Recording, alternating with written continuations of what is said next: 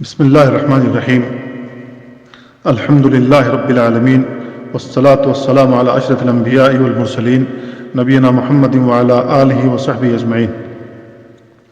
شیخ الاسلام محمد بن عبد الوہاب رحمہ اللہ اپنی کتاب التوحید میں 32واں باب اس طرح قائم کرتے ہیں: باب قول اللہ وعلی اللہ فتوکلوا ان کنتم مؤمنین۔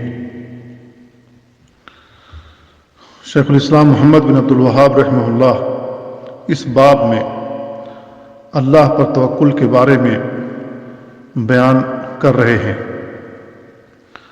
توکل کا معنی التفویض ہے، یعنی اپنے تمام امور کو اللہ سبحانہ و تعالیٰ کے سپرد کر دینا، اس کے حوالے کر دینا، اور یہ عظیم ترین عبادت ہے۔ اس مسئلے کی باب سے مناسبت یہ ہے کہ جب توکل اللہ تعالیٰ کی عظیم ترین عبادت ہے تو یہ عبادت بھی تنہا اللہ تعالیٰ کے لیے خاص ہونی چاہیے، کیونکہ تمام قسم کی عبادتوں کا حقدار صرف اللہ رب العالمین ہے۔ عبادت کی کوئی بھی قسم اگر غیر اللہ کے لیے کر دی جائے تو اللہ کے ساتھ اس کی عبادت میں شرک ہو جائے گا، جبکہ اللہ تعالیٰ نے اپنی عبادت میں کسی کو بھی شریک کرنے سے منع فرما دیا ہے۔ سورہ کہف میں اللہ رب العالمین نے بیان فرمایا: فمن کان یرجو لقاء ربہ فلیعمل عملا صالحا ولا یشرک بعبادۃ ربہ احدا۔ جو شخص اپنے رب سے ملاقات کی امید رکھتا ہے اسے چاہیے کہ عمل صالح کرے اور اپنے رب کی عبادت میں کسی کو شریک نہ کرے۔ تو اللہ رب العالمین نے اپنی عبادت میں کسی کو بھی شریک کرنے سے منع فرما دیا ہے۔ اللہ پر توکل کرنا دین و ایمان کی تصحیح و تکمیل کے لیے شرط ہے۔ شرعی طور پر توکل کا مفہوم یہ ہے کہ تمام قلبی عبادات کو اللہ تعالیٰ ہی کے لیے بجا لانا، یعنی اپنے تمام تر امور و معاملات کو اللہ تعالیٰ کے سپرد کر دینا، اور اس کے ساتھ ساتھ اسباب و ذرائع بھی اختیار کرنا۔ نبی کریم صلی اللہ علیہ وسلم نے ان صحابی سے کہا تھا جنہوں نے اپنی سواری یعنی اپنی اونٹنی کھلی چھوڑ دی تھی اور کہا تھا ہم اللہ پر توکل کرنے والے لوگ ہیں، تو آپ نے فرمایا: اعقلھا وتوکل، پہلے اپنی سواری کو کھونٹوں سے باندھ دو، پھر اللہ رب العالمین پر توکل کرو۔ چنانچہ اللہ رب العالمین پر توکل کرنے والا وہ شخص ہے جو اسباب و ذرائع اختیار کرنے کے بعد اپنا معاملہ اللہ رب العالمین کے سپرد کر دے اور یہ عقیدہ رکھے کہ اس سبب سے نفع اللہ کے حکم ہی سے حاصل ہو سکتا ہے، اور جس کام کے لیے یہ سبب اختیار کیا گیا ہے وہ بھی محض اللہ تعالیٰ کی توفیق اور اعانت سے ہی پورا ہو سکتا ہے، کیونکہ تمام تر اختیارات اسی مالک کے پاس ہیں۔ گویا توکل خالص قلبی عبادت ہے۔ غیر اللہ پر توکل کی دو صورتیں ہیں۔ پہلی صورت یہ ہے کہ جو امور صرف اللہ کے اختیار میں ہیں اور مخلوق میں سے کسی کی قدرت میں نہیں، ان میں غیر اللہ پر توکل کرنا، مثلا گناہوں کی مغفرت، اولاد و معاش کا حصول وغیرہ، شرک اکبر اور توحید کے منافی ہے۔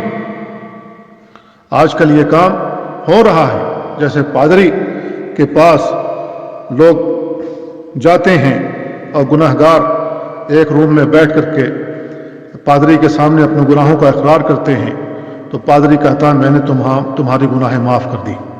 یہ کون ہوتا ہے معاف کرنے والا؟ جبکہ معاف کرنے والی اللہ رب العالمین کی ذات ہے۔ تو گناہوں کی مغفرت، اولاد اور معاش کا حصول، اولاد بھی اللہ رب العالمین دے سکتا ہے، اللہ کے علاوہ کوئی نہیں۔ معاش بھی، زندگی کا گزر بسر کن چیزوں پر ہوتا ہے اس کی فراوانی بھی اللہ رب العالمین ہی کرتا ہے۔ تو اگر ان میں غیر اللہ پر توکل کیا جائے تو شرک اکبر ہوگا، توحید کے منافی ہوگا، اور اکثر اس کا ارتکاب قبر پرست لوگ بھی کرتے ہیں، اور جو اولیاء پرست ہیں وہ بھی یہ کام کرتے ہیں۔ نمبر 2، غیر اللہ پر توکل کی دوسری صورت یہ ہے کہ جن امور کی اللہ تعالیٰ نے اپنی مخلوق کو قدرت دے رکھی ہے ان میں مخلوق پر توکل کرنا شرک خفی یا شرک اصغر ہے۔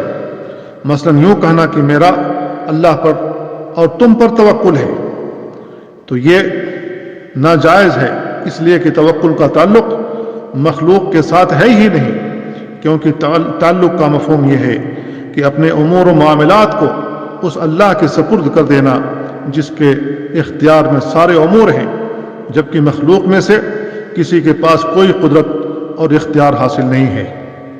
البتہ مخلوق کو سبب اور ذریعہ ضرور بنایا جا سکتا ہے، لہذا مخلوق کو سبب اور ذریعہ بنانے کا مطلب یہ قطعاً نہیں کہ اس پر توکل بھی کر لیا جائے۔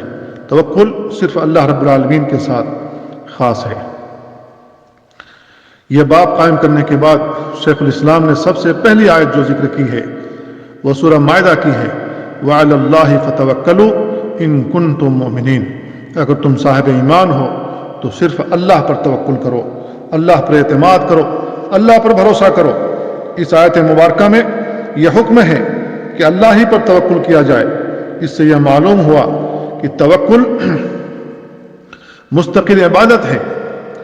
آیت کے الفاظ وعلی اللہ فتوکلوا اس بات پر دلالت کرتے ہیں کہ توکل محض اللہ پر ہونا چاہیے، اور آیت کا آخری جملہ ان کنتم مومنین اس بات پر دلالت کرتا ہے کہ ایمان کی تصحیح اور تکمیل کے لیے ضروری ہے کہ اللہ ہی پر توکل کیا جائے، اس کے سوا مخلوق میں سے کسی پر توکل کرنا جائز نہیں ہے۔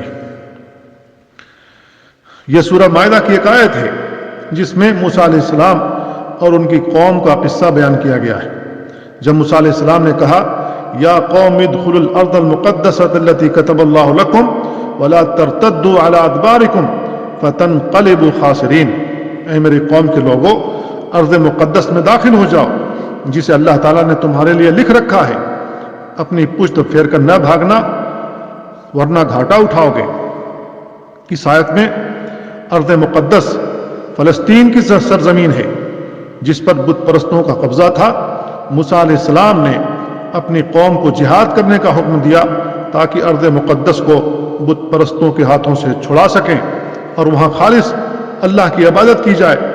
اللہ تعالیٰ نے لکھ رکھا ہے کہ مسجدیں اور ارض مقدس مومنوں کی ہیں۔ اس وقت کے مومن بنو اسرائیل تھے۔ اللہ رب العالمین نے بیان فرمایا وَلَقَدْ كَتَبْنَا فِي الزَّبُورِ مِن بَعْدِ الذِّكْرِ أَنَّ الْأَرْضَ يَرِثُهَا عِبَادِيَ الصَّالِحُونَ، ہم نے زبور میں ذکر کے بعد لکھ رکھا ہے کہ زمین کی وراثت میرے نیک بندے کے ہاتھوں میں ہوگی، زمین کے وارث ہوں گے جو میرے نیک بندے ہوں گے۔ تو مسجدوں کی دیکھ ریکھ، ان کا انتظام و انصرام، خصوصاً مسجد الحرام، مسجد نبوی اور مسجد اقصی، اور بالعموم تمام مساجد مومنوں کے قبضے میں رہنی چاہیے، کفار و مشرکین اور قبر پرستوں کے قبضے میں ہرگز نہیں رہنی چاہیے، تاکہ وہاں کسی قسم کا شرکیہ کام سر انجام نہ پا سکے۔ تو اللہ رب العالمین نے بیان فرمایا ایک آیت کے اندر ما کان للمشرکین ان یعمروا مساجد اللہ شاہدین علی انفسہم بالکفر اولئک حبطت اعمالہم وفی الآخرۃ وفی النار هم خالدون انما یعمر مساجد اللہ من آمن باللہ والیوم الآخر۔ مشرکین اللہ کی مساجد کو آباد نہیں کر سکتے،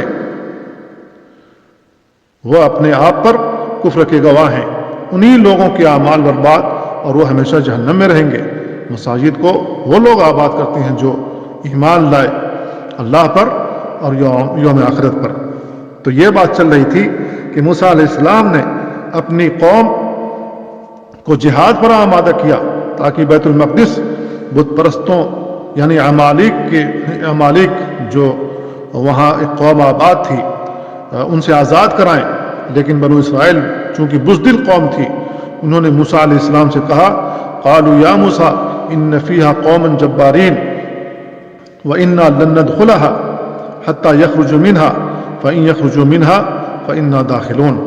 ان لوگوں نے موسیٰ علیہ السلام سے کہا اس ارض مقدس میں بڑی طاقتور قوم آباد ہیں، ان کے پاس اسلحے ہیں، ٹیکنالوجی ہے، بڑی فوج کے مالک ہیں، بڑے طاقتور ہیں، ہم اس میں نہیں داخل ہوں گے یہاں تک کہ وہ لوگ وہاں سے نکل جائیں۔ بھلا کوئی قوم بغیر پٹے نکل سکتی ہے؟ یہ بات ان کو نہیں سمجھ میں آتی تھی۔ قربانی دیے بغیر کیا کوئی ملک فتح ہو سکتا ہے؟ کبھی نہیں ہو سکتا۔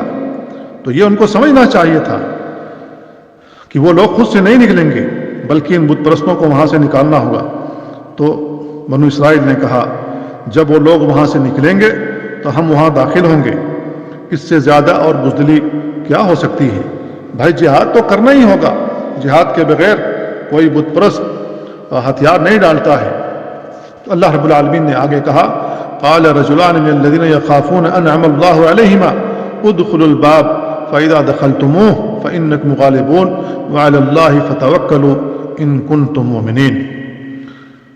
تو بنو اسرائیل میں سے دو آدمیوں نے کہا جو اللہ سے ڈرنے والے تھے، جن پر اللہ نے ایمان اور عظیمت جیسا انعام کر رکھا تھا، دروازے سے داخل ہو جاؤ، یعنی ان پر حملہ کرو پوری قوت کے ساتھ۔ جب وہ تمہاری قوت دیکھ لیں گے تو وہ وہاں سے نکلنے پر مجبور ہو جائیں گے۔ فَإِذَا دَخَلْتُمُوهُ فَإِنَّكُمْ غَالِبُونَ، جب تم اس میں داخل ہونے میں کامیاب ہو جاؤ گے تو تم غالب ہو جاؤ گے۔ لیکن دروازے سے داخل ہونا ہی کافی نہیں، بلکہ وَعَلَى اللَّهِ فَتَوَكَّلُوا إِن كُنتُم مُؤْمِنِينَ، اگر مومن ہو تو اللہ پر توکل کرنا ہوگا۔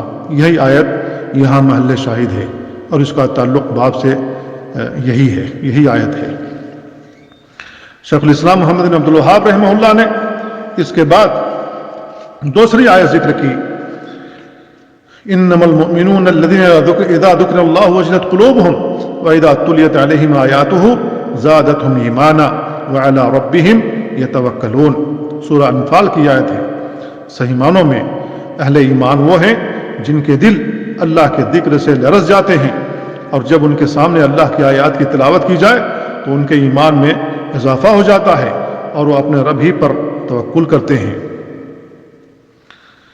تو آیت کے الفاظ وعلی ربہم یتوکلون اس بات پر دلالت کرتے ہیں کہ مومن صرف اللہ رب العالمین پر توکل کرتے ہیں۔ اللہ تعالیٰ نے مومنین کی صفت کو بطور خاص بیان کیا ہے، اور اصل ایمان کا بلند ترین مقام و مرتبہ بھی یہی ہے۔ لیکن اس سے پہلے اللہ نے یہ بات بیان کر دی ہے کہ مومن وہ ہیں جب ان کے پاس اللہ کا ذکر کیا جاتا ہے، اللہ کی آیتیں ان پر تلاوت کی جاتی ہیں تو ان کے دل لرز اٹھتے ہیں، اور جب ان پر اللہ کی آیات پڑھی جاتی ہیں تو ان کا ایمان بڑھ جاتا ہے۔ اس سے معلوم ہوا کہ ایمان بڑھتا رہتا ہے جب انسان نیک عمل کرتا ہے، اور جب انسان برائی کا عمل کرنے لگے تو ایمان گھٹنا شروع ہو جاتا ہے۔ اس پر اہل سنت والجماعت تمام اہل حدیث کا ایمان ہے اور یقین ہے۔ لیکن مرجئہ ایک قوم پیدا ہوئی تھی، ایک فرقہ تھا، حتیٰ کہ مرجئۃ الفقہاء جنہیں احناف کہا جاتا ہے، وہ بھی ایمان میں کمی و زیادتی کے قائل نہیں ہیں۔ ان کا کہنا یہ ہے کہ ایمان جامد ہے، ایمان گھٹتا بڑھتا نہیں ہے۔ ان کا یہ عقیدہ قرآن و سنت سے متصادم ہے، قرآن و سنت کے خلاف ہے۔ اللہ کا فرمان ہے وَإِذَا مَا أُنزِلَتْ سُورَةٌ فَمِنْهُمْ مَن يَقُولُ أَيُّكُمْ زَادَتْهُ هَٰذِهِ إِيمَانًا فَأَمَّا الَّذِينَ آمَنُوا فَزَادَتْهُمْ إِيمَانًا وَهُمْ يَسْتَبْشِرُونَ وَأَمَّا الَّذِينَ فِي قُلُوبِهِم مَّرَضٌ فَزَادَتْهُمْ رِجْسًا إِلَىٰ رِجْسِهِمْ وَمَاتُوا وَهُمْ كَافِرُونَ۔ جب کوئی صورت نازل کر دی جاتی ہے تو ان میں سے کہتے ہیں، بعض لوگ کہتے ہیں کہ تم میں کا کون ہے جس کا ایمان اس کے بعد بڑھ گیا؟ تو جو ایمان لائے ان کا ایمان بڑھ جاتا ہے، اور وہ لوگ بشارت دیے جاتے ہیں، انہیں بشارت حاصل ہوتی ہے۔ اور جن کے دلوں میں مرض ہوتا ہے، جو منافق ہوتے ہیں، جن کے دلوں میں کجی ہوتی ہے، تو ان کا دل مزید تنگ ہو جاتا ہے، پلید ہو جاتا ہے، اور جو مرتے ہیں تو کفر کی حالت میں مرتے ہیں۔ تو اس قسم کی آیات بہت ہیں قرآن کریم کے اندر، جس سے معلوم ہوتا ہے کہ ایمان میں زیادتی ہوتی ہے جب نیک عمل کیے جائیں۔ اور جندب بن عبداللہ بجلی رضی اللہ تعالیٰ عنہ کی روایت آتی ہے، انہوں نے کہا كنا مع النبي صلی اللہ علیہ وسلم ونحن فتيان حزاورة فتعلمنا الإيمان قبل أن نتعلم القرآن فلما تعلمنا القرآن ازددنا به ایمانا۔ ہم نبی کریم صلی اللہ علیہ وسلم کے ساتھ ہوتے تھے اور بالکل ہم نوخیز نوجوان تھے، ہم نے ایمان سیکھ لیا قبل اس کے کہ ہم قرآن مجید کی تعلیم حاصل کریں. جب اللہ کے نبی صلی اللہ علیہ وسلم نے ہمیں قرآن کی تعلیم دی تو ہمارا ایمان بڑھ گیا. ازددنا بہ ایمانا, ہمارے ایمان میں زیادتی ہو گئی. تو یہ حدیث بھی دلیل ہے کہ ایمان میں زیادتی ہوتی ہے. تو اس حدیث میں قابل غور بات ایک یہ بھی ہے کہ ابھی وہ ایمان لائے تھے اور وہ صحابہ کے درمیان تھے. ان کا بیان ہے کہ ہم نے ایمان سیکھ لیا تھا, ابھی قرآن کی تعلیم نہیں حاصل کی تھی. ظاہر ہے انہوں نے صحابہ کو دیکھا ہوگا, ان کے رہن سہن کو دیکھا ہوگا, ان کے طور طریقے کو دیکھا ہوگا, ان کے اعمال کو دیکھا ہوگا, ان کی گفتار و رفتار کو دیکھا ہوگا, جس کو دیکھ کر کے ان کے ایمان میں اضافہ ہوا. اور جب قرآن مجید کی تعلیم حاصل کر لی تو ان کا ایمان مزید بڑھ گیا, کیونکہ جو کچھ قرآن مجید میں بیان کیا گیا تھا وہ سب صحابہ کرام کے عمل سے جھلکتا تھا. اسی وجہ سے اللہ تعالیٰ نے ان کو ہر قوم پر فضیلت دی اور انہیں عزت دی. ان کا ذکر قرآن مجید کے اندر کیا اور ان کو خیر امت کا لقب دیا. تو یہ سارے القاب ان صحابہ کرام کے لیے حاصل ہوئے, اس لیے کہ جو وہ عمل کرتے تھے وہ کہتے بھی تھے, جو کہتے تھے اس کے مطابق عمل کرتے تھے, اور ان کا عمل قرآن و سنت کے عین مطابق ہوتا تھا. آج مسلمان ذلیل و خوار اس وجہ سے ہوئے کہ جو وہ کرتے ہیں قرآن مجید میں نہیں ہوتا, نبی کریم صلی اللہ علیہ وسلم کی سنت میں نہیں ہوتا, ان کے اعمال قرآن و سنت کے مخالف ہوتے ہیں. تو اللہ رب العالمین نے مسلمانوں کے اوپر آج ذلت تھوپ دی ہے, کیونکہ ان کا باطنی عمل, ان کا ظاہری عمل اللہ رب العالمین کے اس دین کے مطابق نہیں ہے جو اللہ تعالیٰ نے اتارا تھا. اس کے بعد شیخ الاسلام محمد بن عبد الوہاب رحمہ اللہ نے تیسری آیت ذکر کی, یا ایھا النبی حسبک اللہ ومن اتبعک من المؤمنین. اے نبی, آپ کو اور آپ کے پیروکار اہل ایمان کو بس اللہ تعالیٰ ہی کافی ہے. حسبک اللہ, اے نبی تجھے اور تیرے پیروکار مومنین کو توکل کرنے کے لیے اللہ عز و جل کی ذات ہی کافی ہے, اس کے بعد کسی اور پر توکل کرنے کی ضرورت نہیں. اس لیے فرمایا ومن یتوکل علی اللہ فہو حسبہ, جو کوئی اللہ پر توکل کرے تو اللہ اس کے لیے کافی ہو جاتا ہے. اس آیت میں محل شاہد حسبک اللہ ہے, یعنی اللہ آپ کے لیے کافی ہے, لہذا آپ اور تمام مومن اسی ایک اللہ پر توکل کریں. جب آپ اسی ایک اللہ پر توکل کریں گے تو آپ کے لیے وہ کافی ہو جائے گا, کیونکہ اس کے ہاتھ میں سب کچھ ہے. وہ کہے گا کن فیکون, ہو جا, تو وہ چیز ہو جائے گی. اور اگر کوئی اس کے علاوہ کسی اور کے ساتھ تعلق استوار کر لے تو وہ اسی کے حوالے کر دیا جاتا ہے, جیسا کہ رسول اللہ صلی اللہ علیہ وسلم نے ارشاد فرمایا من تعلق شیئا وکل الیہ. جامع ترمذی کی روایت ہے کہ جو شخص کسی سے اپنا تعلق استوار کر لے, یعنی اللہ کے علاوہ کسی اور سے تعلق استوار کر لے, چاہے وہ گنڈا ہو, تعویذ ہو یا کوئی اور چیز ہو, تو اللہ تعالیٰ اسی کے حوالے کر دیتا ہے. اس کے بعد شیخ الاسلام نے چوتھی آیت ذکر کی, ومن یتوکل علی اللہ فہو حسبہ, جو کوئی اللہ پر توکل کرے تو اس کے لیے وہی کافی ہے. تو توکل علی اللہ کا دار و مدار توحید ربوبیت کو سمجھنے اور اس پر کامل ایمان رکھنے پر ہے. اس لیے بعض لوگ مشرک ہونے کے باوجود اللہ پر بہت توکل کرتے ہیں, کیونکہ توحید الوہیت پر تو ان کا ایمان نہیں ہوتا ہے, لیکن توحید ربوبیت کو تسلیم کرتے ہیں. یہ یاد رہے کہ اللہ کی ربوبیت کے آثار میں غور و خوض کرنے سے دل میں توکل کا داعیہ پیدا ہوتا ہے. جب انسان اللہ کی عظیم بادشاہت اور آسمان و زمین کے مستحکم و مضبوط نظام کو دیکھتا اور اس کے بارے میں سوچ بچار کرتا ہے تو اس نتیجے پر پہنچتا ہے کہ اس قدر پائیدار اور مربوط نظام کو چلانے والے مالک اور مولا کے لیے میری چھوٹی سی ضرورت پوری کرنے اور میری مدد کرنے میں کون سی مشکل ہے. اسی تدبر سے مومن کا ایمان اور اللہ پر توکل مزید بڑھ جاتا ہے اور مضبوط ہو جاتا ہے. اس کے بعد شیخ الاسلام نے ابن عباس رضی اللہ عنہما کی روایت ذکر کی ہے. ابن عباس رضی اللہ عنہما بیان فرماتے ہیں کہ جب ابراہیم علیہ السلام کو آگ میں ڈالا گیا تو انہوں نے کہا تھا حسبنا اللہ ونعم الوکیل, ہمیں اللہ ہی کافی ہے اور وہ بہترین کارساز ہے.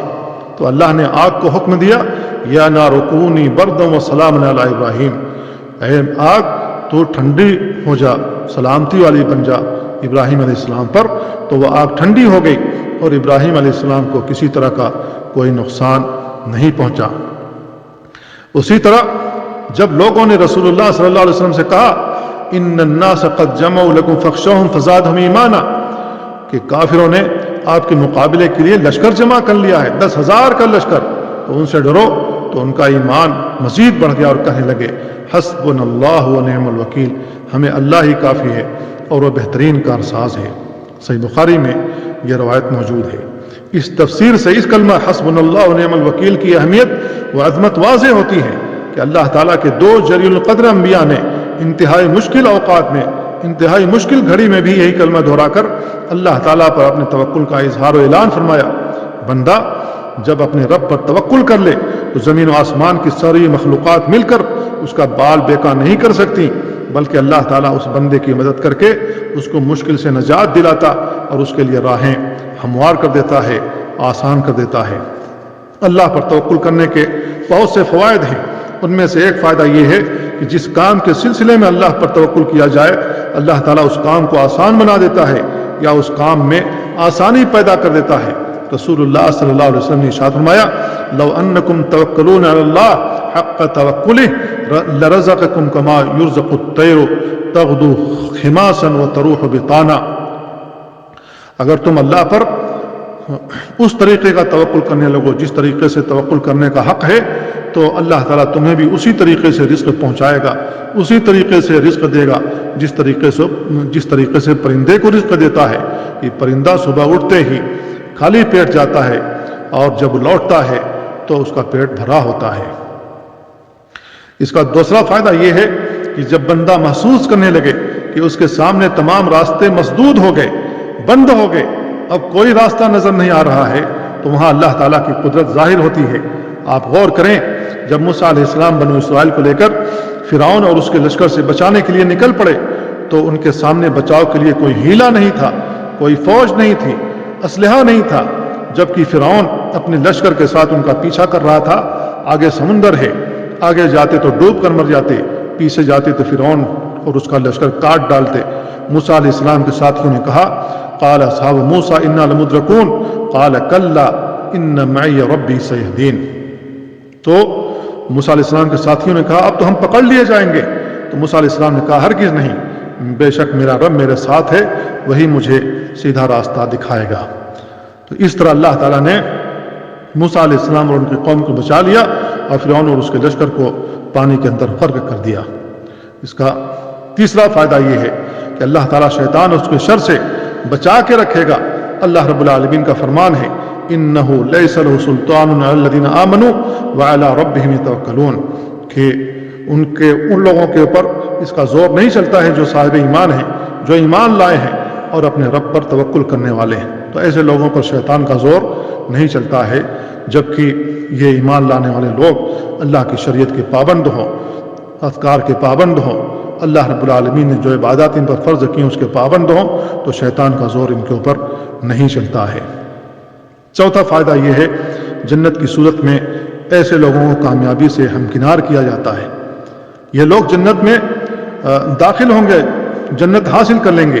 اللہ رب العالمین کا فرمان ہے والذین آمنوا وعملوا الصالحات لنبوئنہم من الجنة غرفا تجری من تحت الانہار خالدین فیہا نعم اجر العاملین الذین صبروا وعلی ربہم یتوکلون۔ جو لوگ ایمان لائے، نیک عمل کیا، اللہ رب العالمین ایسے لوگوں کو جنت میں ایک کمرہ دے گا، ایک گھر بنا کر کے دے گا جس کے نیچے سے نہریں جاری ہیں، اور وہ لوگ اس میں ہمیشہ رہیں گے۔ عمل کرنے والوں کا کتنا بہترین بدلہ ہے۔ یہ عمل کرنے والے کون لوگ ہیں؟ الذین صبروا، جنہوں نے صبر کیا، وعلی ربہم یتوکلون، اور اپنے رب پر توکل کرتے ہیں، اپنے رب پر اعتماد کرتے ہیں، اپنے رب پر بھروسہ کرتے ہیں، تو ایسے لوگوں کو اللہ رب العالمین جنت سے سرفراز کرے گا۔ اتنی قرآن مجید کی آیات اور حدیثیں ذکر کرنے کے بعد شیخ الاسلام محمد بن عبد الوہاب رحمہ اللہ اس سے چند مسائل کا استخراج کرتے ہیں۔ پہلا مسئلہ یہ ہے کہ اس سے واضح ہوا کہ اللہ تعالیٰ پر توکل کرنا اور بھروسہ کرنا دینی فریضہ ہے۔ نمبر 2، یہ ایمان کی شرطوں میں سے بھی ہے۔ نمبر 3، اس تفصیل سے سورہ انفال کی آیت نمبر 2 کی تفسیر بھی ہوتی ہے۔ نمبر 4، واضح رہے کہ سورہ انفال کی اس آیت کی تفسیر آخری جملہ وعلی ربہم یتوکلون ہے۔ نمبر 5، سورۃ طلاق کی آیت نمبر 3 کی تفسیر بھی واضح ہوئی کہ جو لوگ اللہ پر توکل کرتے ہیں ان کے لیے وہی کافی ہے۔ نمبر 6، حسبنا اللہ و نعم الوکیل کی اہمیت، فضیلت اور عظمت بھی ظاہر ہوتی ہے کہ اللہ تعالیٰ کے 2 خلیلوں ابراہیم علیہ السلام اور محمد صلی اللہ علیہ وسلم نے انتہائی مشکل حالات میں اور شدید پریشانی کے عالم میں یہی کلمہ دہرایا تھا، تو اللہ رب العالمین نے ان کو کافروں سے نجات دی تھی اور انہیں کامیابی حاصل ہوئی تھی۔ تو اللہ تعالیٰ سے دعا ہے اللہ تعالیٰ ہمیں اپنے اوپر کامل توکل کرنے والا بنائے اور ہمارے تمام معاملات کو اللہ تعالیٰ درست کر دے۔ وصلی اللہ وسلم علی نبینا محمد وعلی آلہ وصحبہ اجمعین۔